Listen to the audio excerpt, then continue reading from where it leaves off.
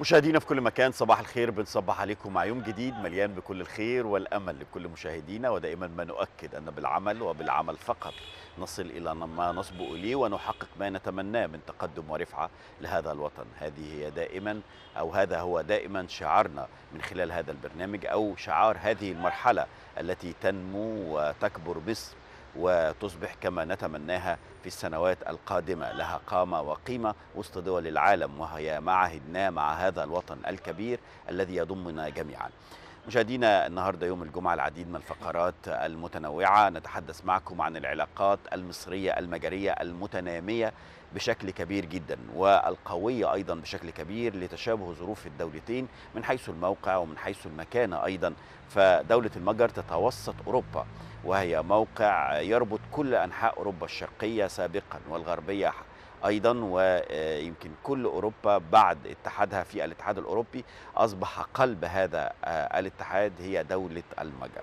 حديث مع معالي وفخامة سفير دولة المجر في مصر دكتور بيتر كيفيك عن العلاقات المصرية المجرية وآخر المستجدات على هذا المستوى، بعد يمكن كان آخر لقاء منذ أكثر من عام ونصف. الآن نتحدث عن الجديد في هذا الموضوع الهام. حديث حول الشباب وزيادة الوعي الثقافي والمجتمعي لدى الشباب، خاصة مع الثورة المعلوماتية الهائلة التي يشهدها العالم. ما لها وما عليها هذه الثورة، إذن يجب أن يتعامل معها الشباب بحرص شديد جدا حتى تكون الاستفادة كبيرة وكاملة وتسهم في بناء هذا الوطن. يكون هذا اللقاء من خلال أو هذا الحديث من خلال لقائنا مع الكاتب الصحفي الأستاذ أيمن حماد، نائب رئيس تحرير جريدة الجمهورية. كما تعودتم معنا قراءة سريعة في أهم أخبارنا، فانتظرونا بعد الفاصل.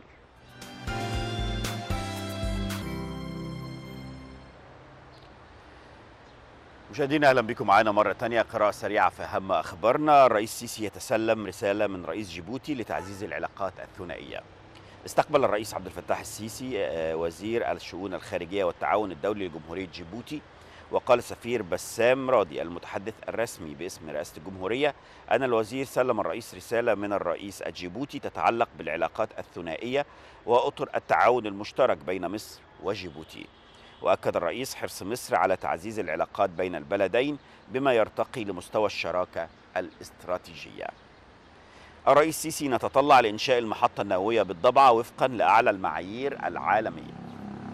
الرئيس عبد الفتاح السيسي يستقبل مدير عام شركة روس أتوم الروسية. كما أكد الرئيس عبد الفتاح السيسي تطلع مصر مواصلة التعاون مع الجانب الروسي لإنشاء المحطة النووية بالضبعة وفقا لأعلى المعايير العالمية، سواء على الصعيد الفني أو على صعيد السلامة والأمن النوويين، ليصبح المشروع رمزا جديدا للصداقة التاريخية بين مصر وروسيا. رئيس الوزراء يفتتح مركز تأهيل ذوي الاحتياجات الخاصة بمدينة العاشر من رمضان. افتتح الدكتور مصطفى مدبولي رئيس مجلس الوزراء ومعه وزير الداخلية مركز تأهيل ذوي الاحتياجات الخاصة الذي أنشأته وزارة الداخلية بمدينة العاشر من رمضان. القاهرة تستضيف أول حوار استراتيجي للطاقة بين مصر والولايات المتحدة الأمريكية. أطلقت مصر والولايات المتحدة الأمريكية أول حوار استراتيجي في مجال الطاقة بين البلدين، وذلك بالقاهرة بحضور وزارة البترول والثروة المعدنية ودان بروليت نائب وزير الطاقة الأمريكي، والمهندس جابر الدسوقي رئيس الشركة القابضة للكهرباء نائبا عن وزارة الكهرباء والطاقة المتجددة.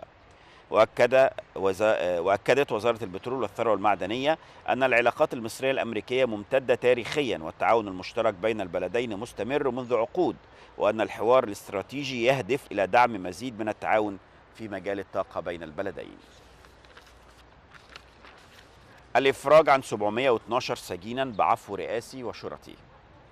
بدموع الفرحة والسجود على الأرض شكرا لله، ودع 712 سجينا الزنازين بعفو رئاسي وشرطي، وذلك تنفيذا لقرار رئيس الجمهورية الصادر بشأن الإفراج بالعفو عن باقي مدة العقوبة بالنسبة لبعض المحكوم عليهم الذين استوفوا شروط العفو بمناسبة الاحتفال بعيد الأضحى لعام 2019. الآثار خطة لتحويل قصر محمد علي بشبرا لإقامة الأنشطة الثقافية. أوضح وزير الآثار أن الحكومة وفرت لوزارة الآثار أكثر من مليار جنيه لترميم عدد من المنشآت الأثرية كان من بينها قصر محمد علي بشبرا، مشيرا إلى أن الوزارة تستهدف 30 يونيو 2020 لافتتاح القصر. لافتا إلى أنه أعطى تعليماته بالاهتمام بجودة الترميم والحفاظ على الصبغة الأصلية للقصر حتى لو كان سيؤثر على عملية الترميم. وأكد الوزير أن الوزارة تعد خطة خاصة لحديقة القصر لإقامة أنشطة ثقافية وفنية ومنطقة مطاعم وإقامة مرسم للفنانين. جهاز التنسيق الحضاري يضم المفكر فتحي رضوان لمشروع عاش هنا. يواصل الجهاز القومي للتنسيق الحضاري وضع لافتات مشروع عاش هنا تخليدا لرموز مصر عبر مختلف الأجيال، ومن ضمن اللافتات واحدة تمثل اسم فتحي رضوان. الآثار: انتهينا من ترميم 85% من قصر البارون وافتتاحه خلال العام الجاري. قال وزير الآثار أن الوزارة انتهت حتى الآن من ترميم أكثر من 85% من أعمال ترميم قصر البارون مبان بحي مصر الجديدة، والمقرر أن يتم افتتاحه خلال العام الجاري وإعادة توظيفه لعرض تاريخ حي مصر الجديدة وهليوبلس عبر العصور، وذلك بالتعاون مع السفارة البلجيكية بالقاهرة وجمعيات المجتمع المدني بمصر. من أخبار الطقس معنا اليوم: أعلنت الهيئة العامة للأرصاد الجوية عن توقعات حالة الطقس اليوم الجمعة في جمهورية مصر العربية، حيث أوضح خبراء الأرصاد أن يسود طقس معتدل على السواحل الشمالية مائل للحرارة ورطب على الوجه البحري والقاهرة حتى شمال الصعيد، ويسود طقس حار على جنوب الصعيد نهارا لطيف ليلا، كما تقل الرؤية في الشبورة المائية صباحا على مناطق من شمال البلاد، وتكون درجات الحرارة على القاهرة العظمى 33 والصغرى 24. مشاهدينا، هذه قراءة سريعة في أهم أخبارنا معكم اليوم.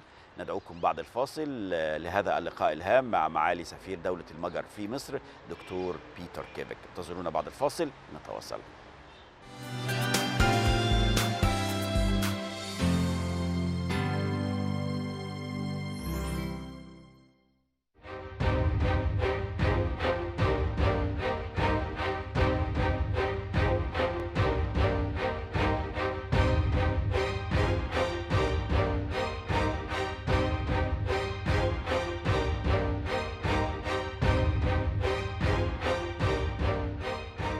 تتميز العلاقات الثنائية بين مصر والمجر بالتعاون الوثيق الذي يعود إلى سنوات عديدة، وتأتي في إطار حرص مصر على تعميق وتوسيع نطاق التعاون، سواء مع الدول التي ترتبط تقليديا بعلاقات جيدة مع مصر أو الدول التي تشغل مكانة سياسية واقتصادية.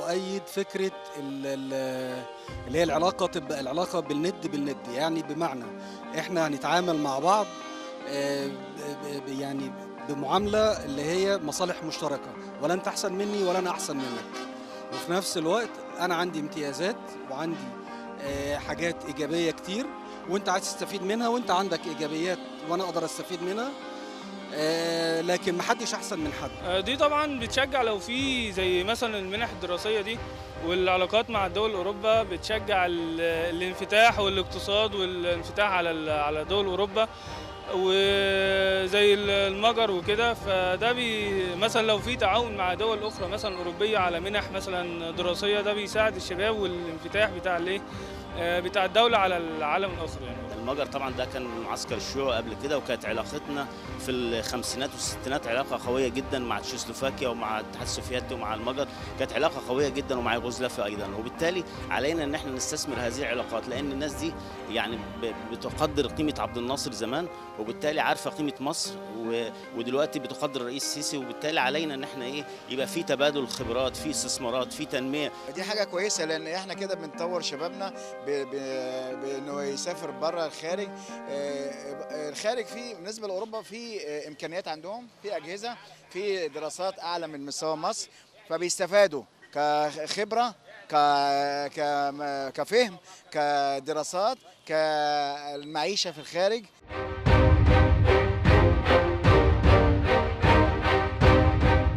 وقد شهدت العلاقات المصرية المجرية زخما غير مسبوق في مستقبل التعاون التجاري والصناعي والاستثماري والثقافي والاقتصادي.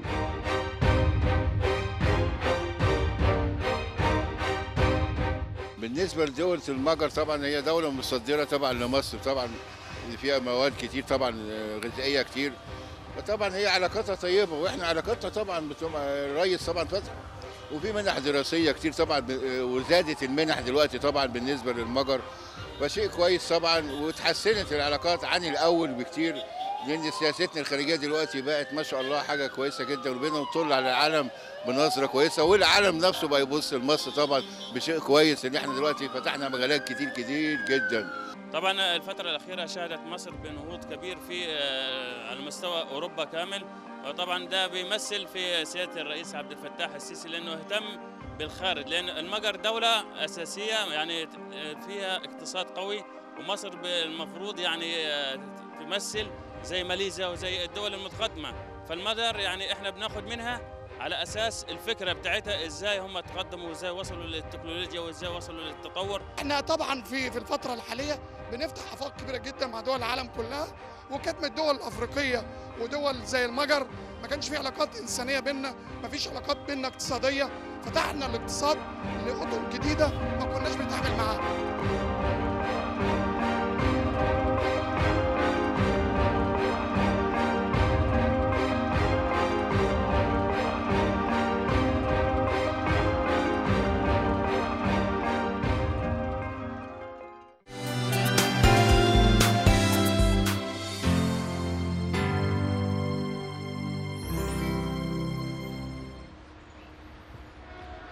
مشاهدينا في كل مكان، اهلا بكم معانا مره ثانيه. بنتواصل معكم على الهواء مباشره، واول لقاءاتنا اليوم وواحد من اللقاءات الهامه اللي يمكن دائما بنحاول من خلالها نبرز قد ايه العلاقات المصريه على المستوى الخارجي بتتنامى وتكبر يوما بعد يوم.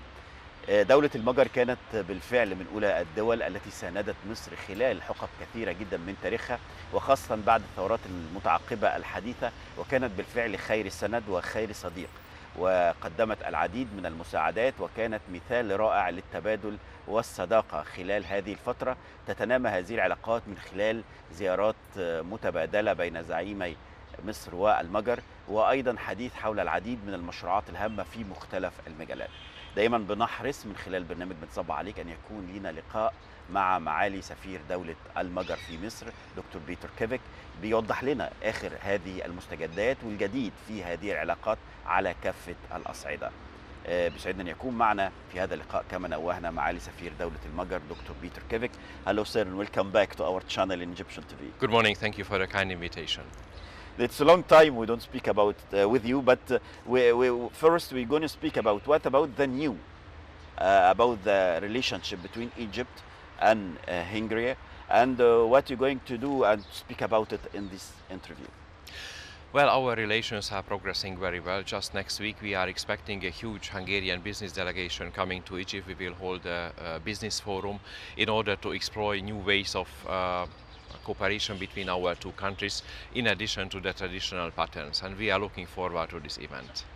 this يمكن أنا أول سؤال لمعالي سفير كان عن العلاقات المصرية الهنغارية، إيه الجديد على على هذا المستوى، خاصة بقالنا مدة ما يمكن ما تحدثناش في هذا الإطار. يمكن نتحدث عن ملتقى كبير جدا أو معرض كبير جدا لرجال الأعمال هيعقد في القاهرة، هو مصري مجري خلال الأيام القادمة، أكيد هيطرح فيه العديد من الموضوعات. What about the main subject we're going to speak about this fall? Well, we are looking for, as I mentioned you, we are looking for new ways of increasing bilateral cooperation. Until now, in the past, we focused mainly on classical import-export business, which was also it has been very adventurous for both countries. But we would like to focus on new ways also, like establishing joint venture companies, relocating production or parts of the production of Hungarian companies to Egypt, because in Hungary we started having the problem of shortage of labor. The development of the Hungarian economy was so fast in the last couple of years that unemployment doesn't exist anymore. Quite the contrary, some Hungarian companies are confronted with a shortage of labor. And the solution is to relocate parts of the production to other countries like Egypt, who have a good and qualified labor force, and experience with such kind of investments. So the new way for our companies will be to search for new partners, and I have very high expectations in that regard to the business forum. We will bring here about 25-30 Hungarian companies who are interested in increasing their cooperation with Egypt, and we will have a much larger number of Egyptian companies who are interested in that. So I think next week I can tell you good news about the outcome of this business forum. Next week. This forum is next week. It is next week. Yes, it will be on the 19th of September here in Cairo, and I expect it's one day good or results. Yes, it's a one-day event. That's just 25 companies, Hungarian companies here in Egypt. 25 only. About 25 to 30 Hungarian companies are coming from Hungary to Egypt to attend this business forum. يمكن انا سالت معالي سفير، طبعا احنا بوضح ان احنا بالترجمه الفوريه مش ترجمه حرفيه، ترجمه لمجمل ما يتم الحديث عنه، وبتوضح اهميه او اهم ما يثار داخل اللقاء. يمكن انا سالت معالي السفير، يمكن هو ذكر ان اهم الاطروحات الموجوده على مستوى العلاقات المصريه المجريه الان هو هذا الملتقى وهذا المعرض الكبير اللي هيقام في مصر في 29 من الشهر الجاري. هيكون لتبادل الخبرات على مستوى الصادرات والواردات بين البلدين. هيكون هناك اطروحات للعديد من الصناعات اللي هي بتنشط فيها بشكل كبير جدا المجر خلال السنوات الاخيره. ماذا عن تصدير هذه الخبرات، تصدير برضو الأفكار والعديد من الصناعات، وأيضا استقبال يعني على مستوى الصادرات والواردات بين البلدين. وده هو ده اللي مطروح من خلال هذا الفورم أو من خلال هذا الملتقى أو هذا المعرض.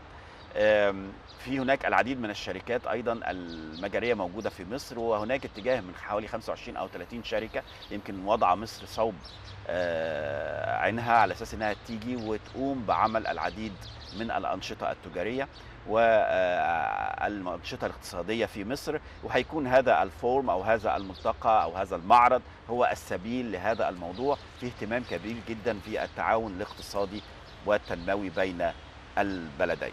So Your Excellency, you speak about very important thing. You know, Egypt is the gate of Africa for all the countries we're going to think to go to inside Africa.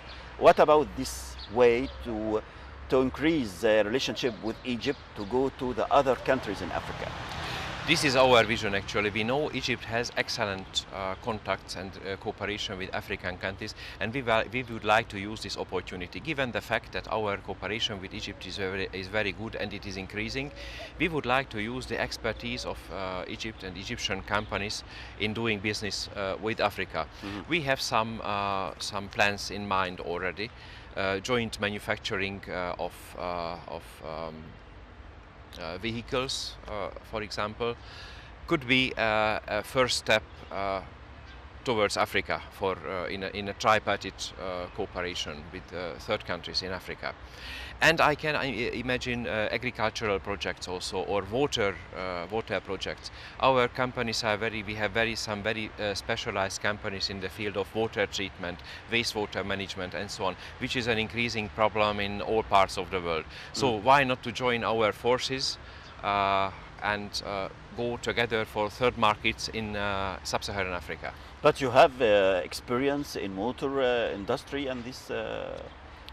And the water and everything for the subject for in water, especially because you know in Africa, River Nile and a lot of rivers in Africa. Yes, we have very good experience in that, and what is particularly important, we have some companies who are specialized on wastewater management, to recycle water, to use wastewater for agricultural purposes or even as drinking water.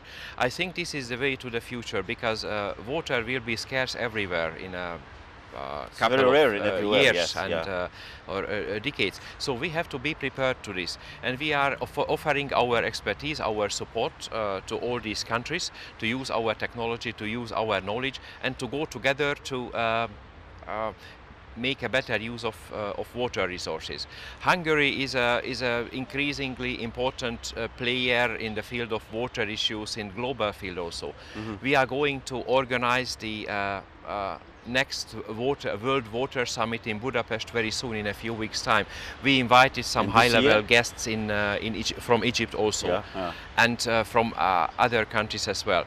We are trying to draw the attention of the public opinion of the world of the scarcity of water and to the importance of efficient using of water resources. This is the reason why we are organizing the Budapest World Water Summit. And this World Water Summit, it's in this year or next year? It is in October. It will be in a few weeks. Yes. Few weeks. يمكن هذا الموضوع موضوع هام جدا. يمكن انا سالت معالي السفير ان مصر كما تعلم اهميتها بالنسبه لافريقيا، لان هي بالفعل هي البوابه للدخول الى افريقيا. قال بالفعل هذا الموضوع هو من الموضوعات الهامه جدا وبيضعوه صوب اهتمامهم، خاصه انهم بيتجهوا للتعاون مع العديد من الدول الافريقيه في مجالين مهمين جدا يمكن اشار ليهم معالي السفير، وهو مجال الزراعه ومجال المياه. معروف جدا ان في افريقيا عديد من مصادر المياه، ولكن هذه المصادر مش مستغله بالشكل اللي يعني يتناسب مع هذه القدرات الهائله، خاصه ان المياه نادره جدا في كل انحاء العالم وهي عصب الحياه. الاهتمام في الصناعات في مجال المياه، في مجال تنظيف المياه، يمكن المياه النظيفه ايضا مياه الشرب هو احد الاهداف الهامه اللي بتنشط فيها الصناعات المجريه، وده اللي خلى دوله المجر انها بتحضر لملتقى عالمي كبير جدا على مستوى العالم للمياه هيعقد في العاصمه المجريه بودابست في شهر اكتوبر القادم، وهيكون يعني في تجمع كبير جدا لكل دول العالم للحديث عن قضيه المياه وقضيه الاستفاده من مصادر المياه النادره جدا، وان افريقيا واحده من القارات الغنيه بهذه المياه. اذا بتتجه الصناعات المجريه لهذا الاطار، مجال الزراعه والاستفاده من المياه وتطهير المياه وجوده المياه. كل ده يمكن اتجاه اراه يمكن بمنتهى الذكاء ان دوله المجر بخبراتها في هذا الاطار انها تتجه لافريقيا، وطبعا من هذه الدول الافريقيه تاتي مصر على الصداره في هذا الاطار.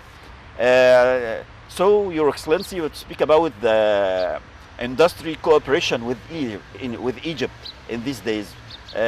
It's ongoing and going up. And what about the last subject you speak about it, especially in transportation? Well, the cooperation in the field of transportation is going very well. Last September, we inked an extremely important agreement on delivering 1,300 railway coaches to Egypt in Hungarian, Russian and Egyptian cooperation. I think this can be used as a model. The joint production of 1,300 state-of-the-art railway coaches should be used as a model for the future, I think. And if we manage to implement this project successfully, we can go with the same model also for third markets with this. Why not to export railway carriages jointly produced to African markets or to other Arab countries? You look for African markets too? African markets and Arab markets as well. Yeah. This is just one example. I think that Egypt is the key for this post. Egypt is the key to this. Egypt is a gateway towards the Arab world and to Africa as well. I think Egypt is a very good reference. If you implement a successful project in Egypt, it is a very good reference for the whole region. So it's a door opener actually.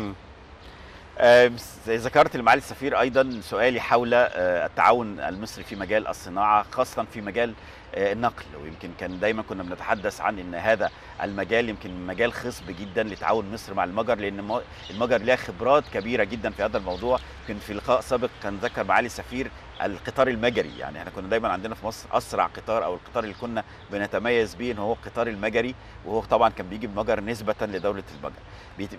معالي السفير بيذكر ان فعلا هذا التعاون متنامي، خاصه مع دخول روسيا في هذا التعاون، واصبح هناك تعاون ثلاثي بين المجر وروسيا ومصر في العديد من المجالات الصناعيه وتوفير عربات النقل وغيرها من الامور اللي بتحتاجها مصر، واللي بتتعاون المجر بشكل كبير جدا فيها معانا هنا في مصر.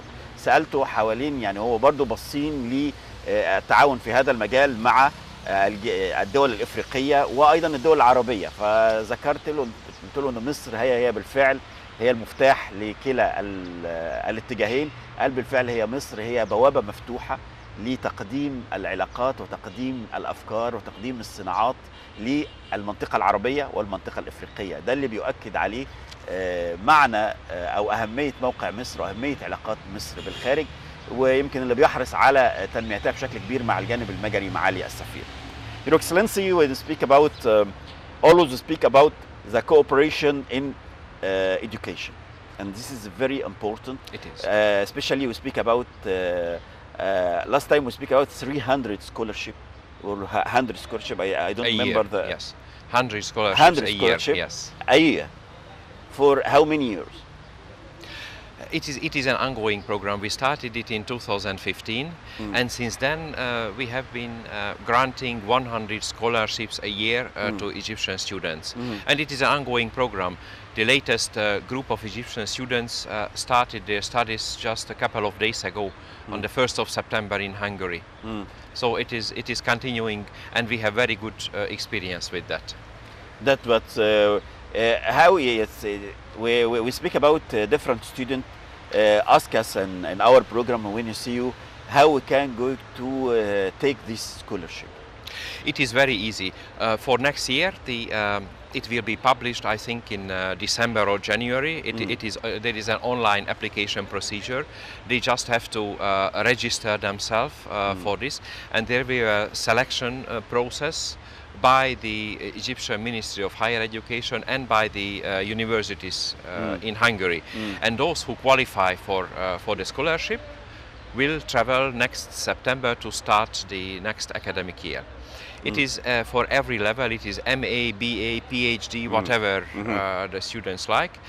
And all Hungarian universities are eligible for this. So it's up to them what they would like to study, whether engineering or economics or medicine or whatever.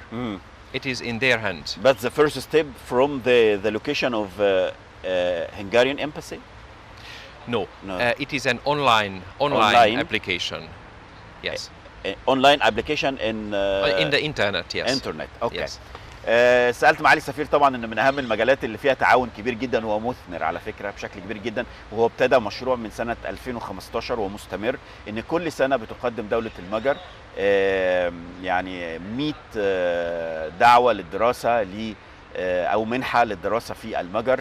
في يمكن المجالات اللي عددها معالي السفير هي مجال الهندسه، مجال الصناعه، مجال الطب، العديد من المجالات الكثيره جدا اللي بتقدم فيها هذه المنحه للطلبه المصريين. سالته ان في بعض الاحيان بعد ما بنتكلم في هذا الموضوع مع معالي السفير في لقاءات سابقه كان بيتواصل معنا بعض الطلبه اللي هم بيبقوا عايزين يلتحقوا بهذه المنح. معالي السفير قال الموضوع سهل جدا، ان في موقع على الانترنت بيتحدث عن هذه المنح. هذا الموقع يمكن بيكون مفعل بشكل كبير في شهر ديسمبر وشهر يناير من كل عام. بيدخل عليه الطالب، بيملى الابليكيشن او بيملى الصوره او الفورم اللي هي المفروض انها تملى بالعديد من البيانات، وبعد كده بيتم الاختيار ومن ثم استكمال باقي الاجراءات، وعلى اساس انه بيكون بدايه الدراسه في العام الدراسي اللي بيبدا كل عام في الاول من سبتمبر. يعني قبلت في يناير وديسمبر هذا العام، بتكون البدايه مثلا في سبتمبر عام 2020 عشان نكون موضحين هذا الموضوع. والدراسات بتكون للدراسات العليا، يعني ليسانس، بكالوريوس، كل هذه الدراسات العليا، الماجستير، الدكتوراه بتكون على هذا المستوى. Your Excellency, we speak about another subject. We're going to speak about the relationship again, but about your habits in Egypt. Now you spend 10 years in Egypt. Well, you're gonna to be Egyptian now yet. That's your habits. What you're going to do? What about your daytime in every day? Well, I'm an early bird. I like getting up early. I like using the morning time to prepare my day. I like doing some sports, some gymnastics at home before going to the office, and usually I go. I'm in the office quite early, sometimes between 7, 7:30 already, and I use this time to prepare my day, to check meetings and emails and so on. And during the day I'm having meetings and different things, and in the evening there are always some celebrations or national days or meetings or dinners or whatever, some social events which are very important to an ambassador to have an active social life. And I close my day also by sports, by doing some The first in sports and the closing is sports. That's right. That's It's right. I think very nice, it is very important to Yeah. a good balance of work and life. Sir, what about your vacation? Your vacation always outside Egypt or sometimes in Egypt? Both. I have 1 month vacation in summer, usually in August. I travel to Hungary, and I try to have some shorter vacations in Egypt also, for maybe a long weekend. I like visiting places like Red Sea resorts, like Sharm el-Sheikh, or other places I like. Hurghada.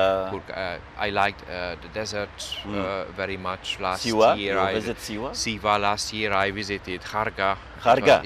It was beautiful, and I like very much the very active archaeological life in Egypt. There are new discoveries very frequently, and I have the privilege of being invited by His Excellency Minister Khaled Al-Anani to these discoveries, and there are always highlights because I'm very closely attached to history and archaeology, and I like these discoveries very much and seeing new things.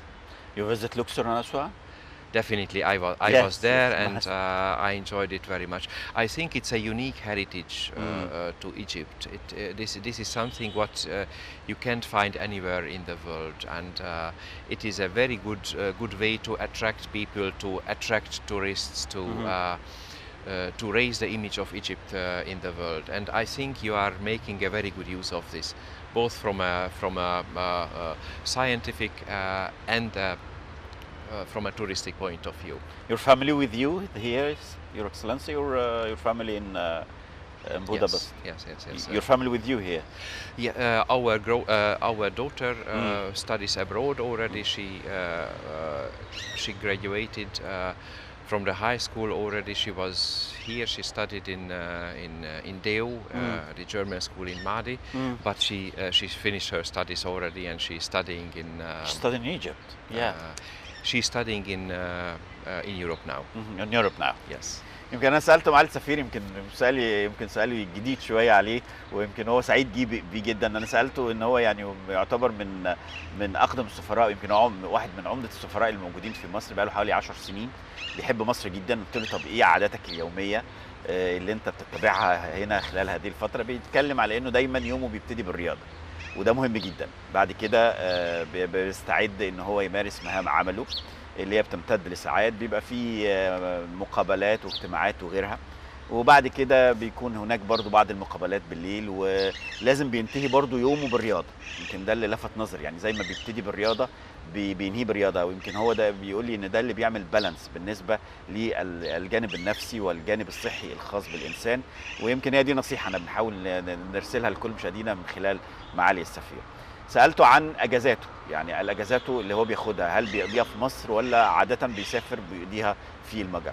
قال لي ان هو دايما في شهر اغسطس بياخد الشهر ده بيكون اجازه طويله، دي بيروح يقضيها في المجر، ولكن هو حريص دايما ان هو اجازاته القصيره ان هو يقضيها في مصر، لانه بيحب جدا الاماكن، يعني المنتجعات اللي على البحر الاحمر زي شرم الشيخ والغردقه، وهو بيحب حياه الصحراء جدا. زار مؤخرا واحد سيوه، وزار الخارجه في الوادي الجديد، وبيبقى سعيد جدا بالطبيعه اللي موجوده، وهو مهتم بالاثار المصريه، الاركيولوجي والغيرها من العلوم المرتبطه بالاثار المصريه، ومهتم بيها جدا، وده شيء يسعدنا بالفعل. وبيقول ان دي من اهم السمات اللي بتميز السياحه وبتميز الثقافه في مصر.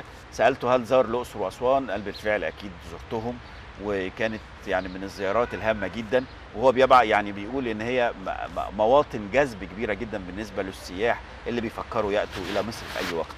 So we're going to speak about the tourism field. Always we speak about this field. It's very important. Very important. because we know this a lot of Egyptian like to go to visit, especially Budapest and the places inside, because you have a very historical places in Budapest and in Hungary. What about this field and cooperation in this field?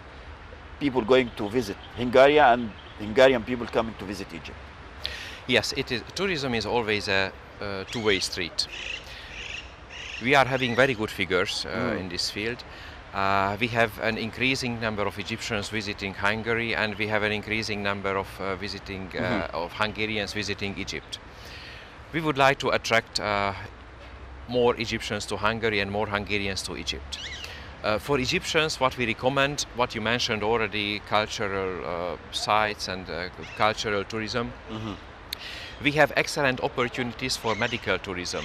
We have beautiful spas. We have all kind of treatments in these spas. Let me just mention, for example, Margit-sziget, the famous island in Budapest on the Danube with an excellent spa, or the city of Hévíz, which is a spa city with natural thermal water, which is one of the best in the world. But in Hungary you can find spas everywhere actually. Spa is, I mean, thermal water is like a national heritage for us. It has very good reputation, and many healing effects. And besides that, we have an excellent infrastructure. That means if you go to a Hungarian spa, you cannot just have a bath a day and that's it.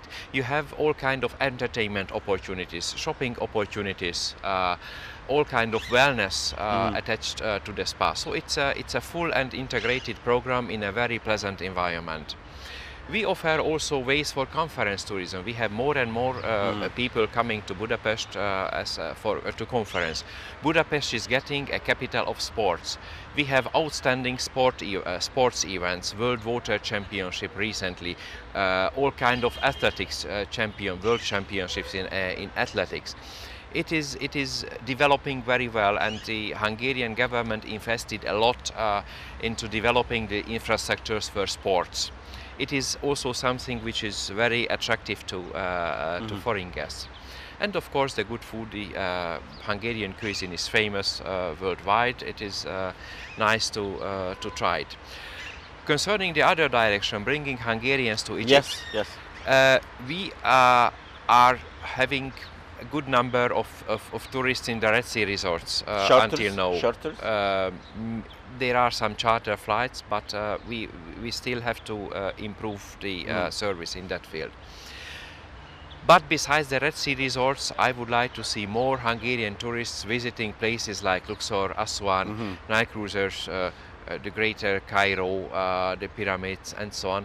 And in summertime also the north coast, the Mediterranean coast of Egypt. I think these beauties of Egypt are not yet explored properly for the Hungarian public. My advice to you is to make a awareness raising campaign, a kind of roadshow, touristic roadshow in Hungary to the Hungarian public to increase the awareness of Hungarians towards the touristic beauties of Egypt. I think in that regard we still have a lot to do, and then we will manage to increase the number of our tourists.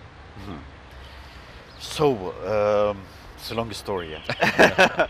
ويمكن انا سالت معالي السفير عن يعني السياحه المرتبطه ب، يعني هو يعلم ان كثير جدا من المصريين يمكن واصل لهم جدا ان في اماكن سياحيه جميله جدا موجوده في المجر.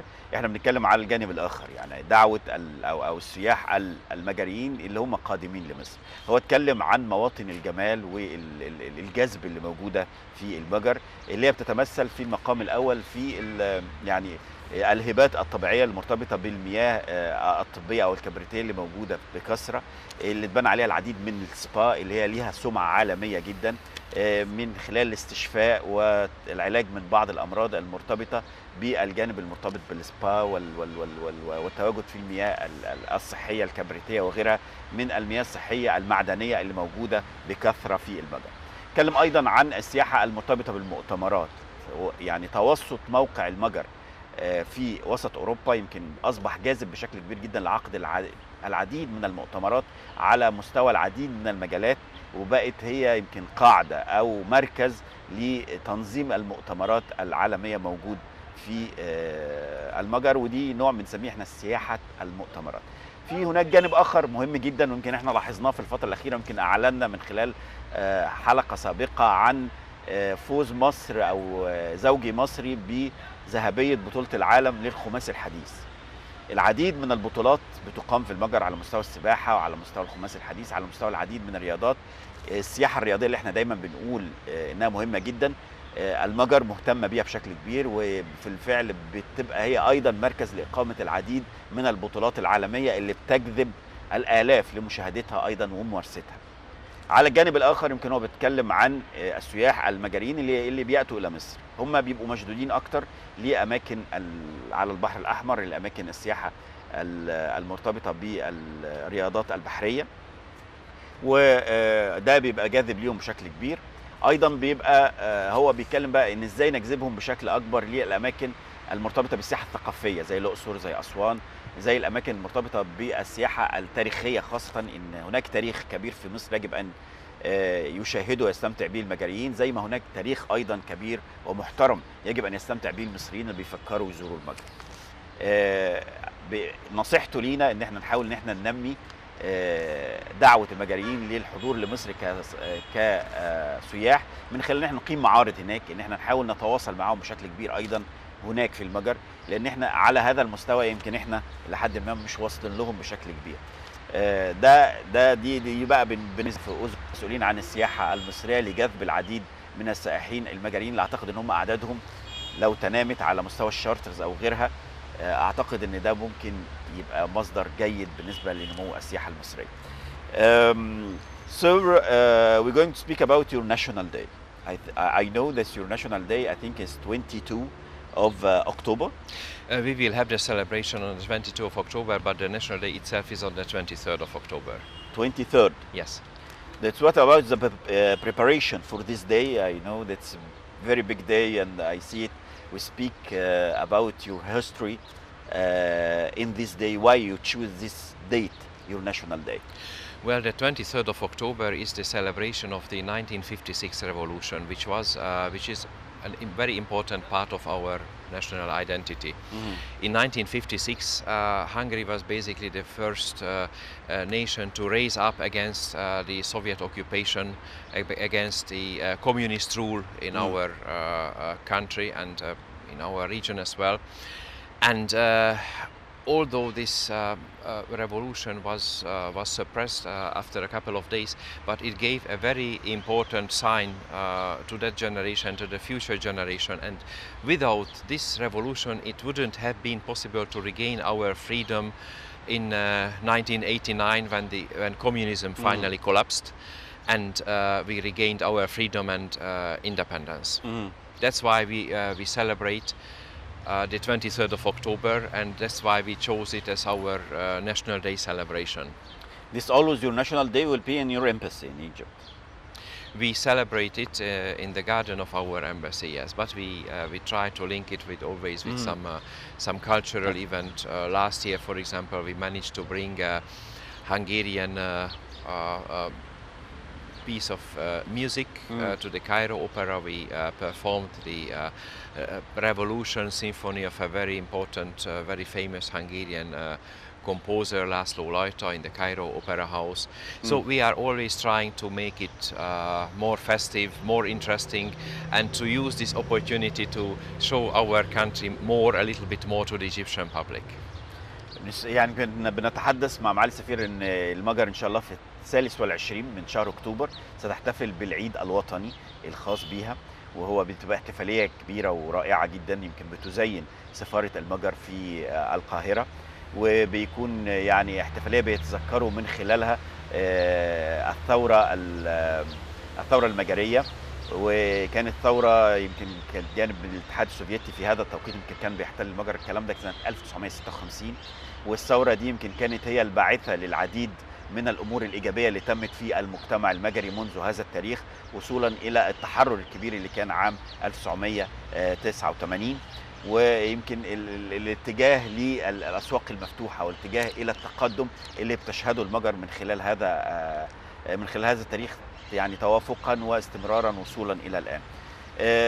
الاحتفال بالثوره المجريه ده باعث العديد من الامور الهامه جدا. يمكن الثوره كانت من سنة 56، ولكن يعني الروح اللي بتبثها هذه الثورة وصولا إلى الآن يمكن هي اللي بتخلي المجريين إن هم يستمروا من أجل بناء وطنهم والعمل من أجل وطنهم. سألته إن يعني هذا الاحتفال بيكون بيتواجد فيه السفارة المجرية، قال لي بالفعل احنا بيبقى فيه دعوة لكثير جدا من الرموز والمجريين اللي موجودين في مصر، وبيكون احتفالية كبيرة جدا بتذكرهم بالوطن وبالتضحيات اللي تمت من أبناء وطنهم لبناء دولتهم الحديثة. So let's speak about your national day and about the relationship between Egypt and Hungary, but we're going to speak about the efforts we're going to make it your embassy, effort in artistic field, in culture field, in these fields. What about it? We have a very active cultural institute here in Egypt, not far from Tahrir Square. Our institute is organizing all kind of programs all the time, different artistic performances, whether music or other art or exhibitions. We have different lectures from time to time about Hungary, about the work of, let's say, Hungarian archaeologists in Egypt. We have 3 archaeological missions in Egypt as well. Our institute is showing movies, Hungarian movies from time to time. Besides that, we have a very good library in this institute. And what is most important, I think, we have Hungarian language courses. We offer language courses in our institute. So if any of our Egyptian friends would like to study Hungarian, he or she should contact our cultural institute and ask about the possibilities for that. We speak in your last national day, we speak with different people, speak about your language is very difficult. That's right? I wouldn't say difficult. It is different than what other European languages are. The reason is very simple. We are coming originally from Asia, from the central part of Asia. Although our experience, our appearance is not Asian anymore, but our language is still the original as it was. So that's why it is different than others. But I wouldn't say it is more difficult. It's different liquors, accents, or the same? We use the Latin alphabet, yes. Latin. But, يمكن أنا سألت معالي السفير حوالين الأنشطة المختلفة اللي بتقدمها السفارة خلال الفترة القادمة على المستوى الثقافي، على المستوى الفني. يمكن هو بيتكلم حوالين العديد جدا من الأنشطة على المستوى الثقافي، ويمكن بيضمها المعهد المجري، هو مش بعيد عننا هنا في ميدان التحرير، وفي مجال تعليم اللغة، في مجال تقديم العديد من الأمور الفنية على مستوى حفلات مختلفة، أيضا حفلات موسيقية. كل هذه الأمور ممكن أن الواحد يعرفها أو يتعرف عليها أو خلال هذه الأنشطة من خلال الصفحة الرسمية الخاصة بالسفارة المجرية، وده طبعا على الإنترنت. سألته يمكن في لقاء سابق في عيد وطني يمكن أنا حضرته من حوالي عامين، كانت الناس بتتكلم على إن اللغة المجرية لغة صعبة. قال لي لا، هي مش صعبة، هي مختلفة، لأن هي لغة يمكن بتجمع بالعديد من اللهجات اللي جاية من آسيا واللي جاية من اللاتينية وغيرها، وده اللي بيخلي ليها خصوصية خاصة جدا. ولكن هي في النهاية يعني هي لغة ممتعة، اللي بيحب إن يتعلمها هيتعلمها أيضا بمنتهى السهولة. مشاهدينا، بنتواصل معكم في لقائنا مع معالي سفير دولة المجر في مصر بعد هذا الفاصل. معنا مرة تانية بنتواصل معكم على الهواء مباشرة، ولقائنا مع معالي سفير دولة المجر في مصر دكتور بيتر كيفيك. يمكن من خلال لقائنا في البداية يمكن تحدثنا عن اللقاء أو الملتقى المصري المجري للبزنس اللي أو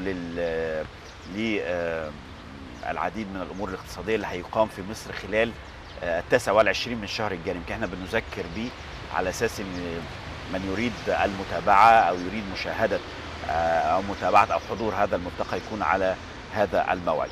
So it's the last steps for the Egyptian Hungarian forum, business forum. It's already, everything is ready, or we're going to another steps still? we will use the time remaining until the last day, but I think we are well prepared. That's so it's coming from yeah, this coverage for this forum. It's coming from the media in Hungary are coming to cover this forum, or everything will depend on the media in Egypt. We rely on the Egyptian media. There will be a press conference for the two heads of delegation. That means Minister Dr. Sahar Nasser, Minister of Investment in International Cooperation from Egyptian side, and His Excellency Levent Magyar, Minister of State of Foreign Affairs and Trade from Hungary. They will hold a press conference, and that will be the media coverage, I think. And we don't receive our invitation up till now, yeah. It's up to the Egyptian organizers. سألت معالي السفير حوالين يعني آخر التحضيرات، خاصة أن هذا الفورم أو هذا الملتقى يمكن ملتقى هام جدا. هل كل الخطوات تم، يعني الخطوات التحضيرية تمت على أكمل وجه؟ يمكن هو بيقول بالفعل تمت على أكمل وجه، يمكن حتى هذه اللحظة، خاصة أن يعني الفورم يمكن باقي له حوالي 10 أيام أو أقل أو أكثر قليلا يعني. قلت له طب بالنسبة للتغطية الإعلامية، هل هناك تغطية إعلامية قادمة من المجر لتغطية هذا الموضوع، ولا هيبقى الاعتماد الكلي على التغطية الإعلامية من وسائل الإعلام المصرية؟ قال لي طبعا احنا بشكل كبير بما ان الفورم او الملتقى يعني في مصر، فهيبقى الاعتماد بشكل كبير على الميديا المصرية، وخاصة ان يعني في تواصل في هذا الإطار، وهيكون في تمثيل رسمي طبعا من الدكتورة سحر نصر والمسؤول على نفس المستوى القادم من المجر. يعني التمثيل الرسمي والشعبي ايضا هيكون موجود من خلال هذا الملتقى، اللي هو في النهاية بيهدف لتبادل الرؤى ومزيد من الدعم للجانب الاقتصادي او التعاون الاقتصادي بين البلدين. قلت له على مستوى يعني الخاص بالتغطية الإعلامية احنا لسه ما استلمناش الدعوة لحد دلوقتي. قال لي لا، هي الدعوة عامة بالنسبة للجميع. Sir, very important thing, always I speak with you in this because you spend a very long time in Egypt and you see Egypt from 10 years and you see Egypt now. What about securing Egypt now? I think this is something which you as an Egyptian can be really proud of.